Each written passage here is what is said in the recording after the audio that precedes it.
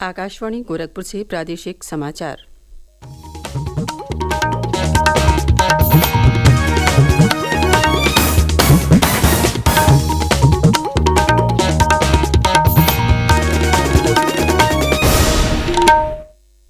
नमस्कार। समाचार बुलेटिन के साथ मैं सुषमा श्रीवास्तव। पहले मुख्य समाचार। लोकसभा चुनाव के दूसरे चरण की 8 सीटों के लिए दाखिल 175 नामांकन पत्रों की जांच प्रक्रिया पूरी। 8 अप्रैल तक वापस लिए जा सकेंगे नाम। मतदान 26 अप्रैल को। निर्वाचन आयोग ने मतदान प्रतिशत बढ़ाने के लिए संबंधित अधिकारियों के साथ की बैठक। कार्य योजना तैयार करने का दिया निर्देश। कांग्रेस ने चुनावी घोषणा पत्र किया जारी। अगले 3 वर्षों में 23 करोड़ लोगों को गरीबी से बाहर निकालने और देश में अधिक रोजगार सृजन का वादा। और सुप्रीम कोर्ट ने यूपी मदरसा शिक्षा बोर्ड अधिनियम 2004 को असंवैधानिक और धर्मनिरपेक्षता के खिलाफ बताने वाले इलाहाबाद हाई कोर्ट के फैसले पर लगाई रोक।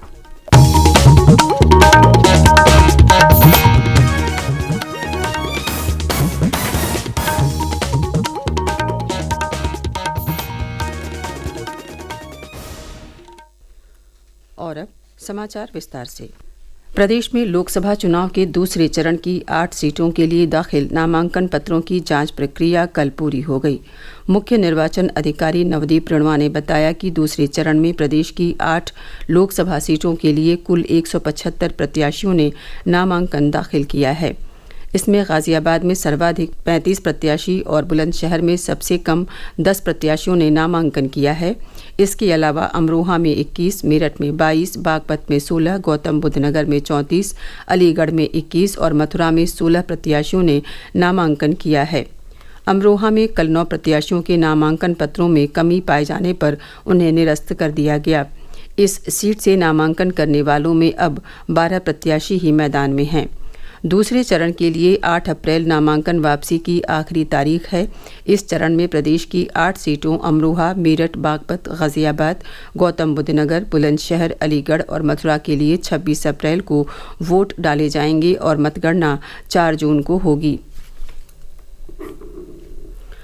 मुख्य निर्वाचन आयुक्त राजीव कुमार ने मतदान प्रतिशत बढ़ाने के लिए चयनित जिलों के निगम आयुक्तों और चुनाव अधिकारियों को मतदान केंद्रवार कार्य योजना तैयार करने का निर्देश दिया है। उन्होंने शहरी और ग्रामीण क्षेत्रों के लिए अलग अलग कार्यनीतियां बनाने को कहा है।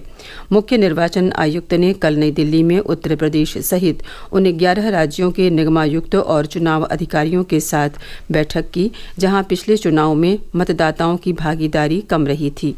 बैठक का उद्देश्य 2024 के लोकसभा चुनाव में मतदान प्रतिशत बढ़ाना है। बैठक में मुख्य निर्वाचन आयुक्त ने अधिकारियों को इस प्रकार काम करने का निर्देश दिया जिससे मतदाता लोकतंत्र के महापर्व में भागीदारी से गौरवान्वित महसूस करें। उन्होंने ऐसे प्रयासों की अपील की जिसमें लोग मतदान के लिए स्वयं प्रेरित हों। उन्होंने कहा कि पिछले चुनाव में कम मतदान वाले 215 ग्रामीण और 51 शहरी संसदीय क्षेत्रों की पहचान की गई है, जहां मतदान प्रतिशत बढ़ाने के प्रयास किए जाएंगे। इसके लिए उन्होंने त्रिसूत्रीय रणनीति पर बल दिया, जो कि मतदान केंद्रों पर सुविधाएं बढ़ाना, लक्षित ढंग से मतदाताओं तक पहुंचना और लोगों को प्रोत्साहित करने के लिए महत्वपूर्ण पक्षों को शामिल करना है। बैठक में प्रदेश के मुख्य निर्वाचन अधिकारी नवदीप रेणुआ ने कहा कि उत्तर प्रदेश में कम मतदान प्रतिशत वाले जनपदों में मतदाता जागरूकता कार्यक्रमों के माध्यम से अधिक लोगों को मतदान के लिए प्रेरित किया जा रहा है। साथ ही संबंधित जनपदों के जिला निर्वाचन अधिकारियों के साथ बैठक कर आवश्यक दिशा निर्देश भी जारी किए गए हैं। मतदान प्रतिशत बढ़ाने के लिए प्रदेश स्तर पर विभिन्न विभागों के अधिकारियों के साथ निरंतर बैठक कर उनका मतदाता जागरूकता में सहयोग लिया जा रहा है। लखनऊ, कानपुर, दिल्ली, मुंबई, चेन्नई, बेंगलुरु, हैदराबाद, अहमदाबाद, पुणे, ठाणे, नागपुर और पटना साहिब के निगम आयुक्त तथा बिहार और उत्तर प्रदेश के कुछ चयनित जिलों के चुनाव अधिकारी विचार विमर्श में शामिल हुए। कांग्रेस ने लोकसभा चुनाव के लिए घोषणा पत्र जारी कर दिया है। पार्टी अध्यक्ष मल्लिकार्जुन खड़गे, वरिष्ठ नेता सोनिया गांधी और राहुल गांधी ने कल नई दिल्ली में घोषणा पत्र जारी किया। घोषणा पत्र में प्रतिदिन 400 रुपये की न्यूनतम मजदूरी की गारंटी, प्रत्येक गरीब परिवार को प्रतिवर्ष 1 लाख रुपये, केंद्र सरकार की नौकरियों में महिलाओं के लिए 50% सीटों के आरक्षण का वादा किया गया है। न्यूनतम समर्थन मूल्य की कानूनी गारंटी और राष्ट्रीय स्तर पर जाति आधारित जनगणना के वादे भी घोषणा पत्र में शामिल हैं।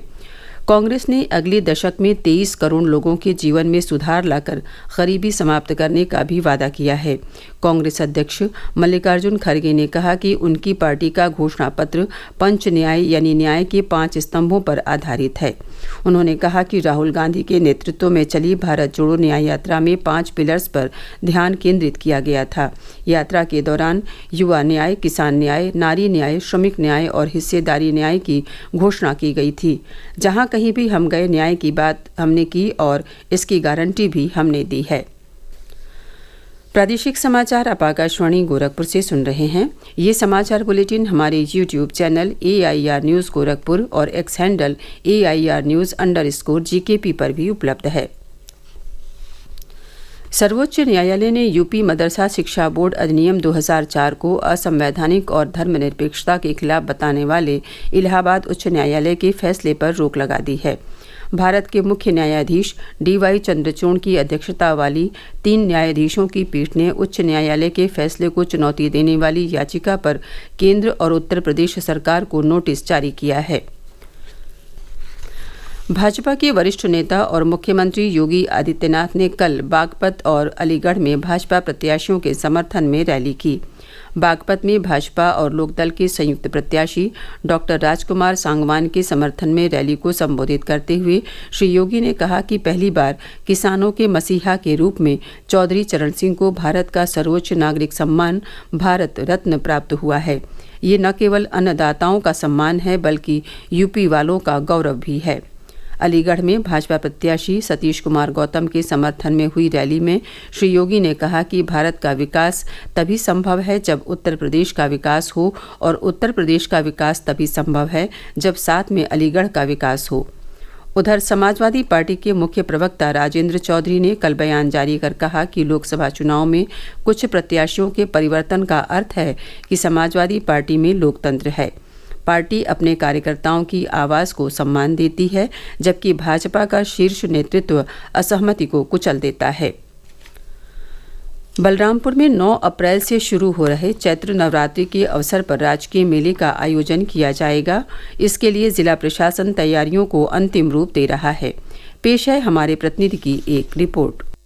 जनपद बलरामपुर के तुलसीपुर नगर में स्थित देवी पाटन शक्तिपीठ पर 9 अप्रैल से शुरू हो रहे चैत्र नवरात्रि पर लगने वाले राजकीय मेले को सकुशल शांतिपूर्ण ढंग से संपन्न कराए जाने हेतु पूरी तैयारी जिला प्रशासन द्वारा किया गया है। तैयारी बैठक महंत देवी पाटन मंदिर मिथिलेश नाथ योगी की अध्यक्षता में की गई। बैठक में मेले के दौरान सुरक्षा व्यवस्था, विद्युत व्यवस्था, रैन बसेरा, पेयजल, साफ सफाई, जल निकासी, आवागमन, बसों की व्यवस्था, ट्रैफिक मैनेजमेंट आदि की बिंदुवार समीक्षा की गई। सुरक्षा व्यवस्था की दृष्टि से पूरे मंदिर परिसर को 7 सेक्टर में बांटा गया है। मेले के दौरान पर्याप्त संख्या में पुरुष एवं महिला पुलिस फोर्स लगाई जाएगी। मेले के दौरान रेलवे द्वारा टिकट काउंटर बढ़ाए जाएंगे तथा गोंडा से तुलसीपुर तक के लिए स्पेशल ट्रेन चलाई जाएगी। मंदिर परिसर में पर्याप्त मात्रा में CCTV कैमरा लगाए जाने का भी निर्देश दिया गया है। 1 माह तक चलने वाले मेले की तैयारी के संबंध में मंडल आयुक्त देवी पाटन मंडल, जिला अधिकारी एवं जिला स्तरीय अधिकारी द्वारा बैठक कर तैयारी की समीक्षा की गई। राम कुमार मिश्र, आकाशवाणी समाचार, बलरामपुर। पवित्र रमज़ान के आखिरी जुमे पर कल अलविदा की नमाज प्रदेश भर की मस्जिदों में पूरी अकीदत और एहतराम के साथ अदा की गई। इस दौरान सुरक्षा के कड़े इंतजाम रहे। एटा शहर की जामा मस्जिद में सैकड़ों की तादाद में जुटे नमाजियों ने अमन चैन की दुआ मांगी। बदायूं, रायबरेली, अमरोहा, पीलीभीत, गोरखपुर, लखनऊ, अयोध्या, जौनपुर सहित मथुरा की शाही ईदगाह मस्जिद पर अलविदा की नमाज शांतिपूर्वक संपन्न हुई। केंद्रीय प्रत्यक्ष कर बोर्ड CBDT ने करदाताओं को मूल्यांकन वर्ष 2024-25 के लिए 1 अप्रैल 2024 से अपने आय का रिटर्न ITR दाखिल करने की सुविधा प्रदान की है। और अब अंत में मुख्य समाचार एक बार फिर। लोकसभा चुनाव के दूसरे चरण की 8 सीटों के लिए दाखिल 175 नामांकन पत्रों की जांच प्रक्रिया पूरी। 8 अप्रैल तक वापस लिए जा सकेंगे नाम। मतदान 26 अप्रैल को। निर्वाचन आयोग ने मतदान प्रतिशत बढ़ाने के लिए संबंधित अधिकारियों के साथ की बैठक, कार्य योजना तैयार करने का दिया निर्देश।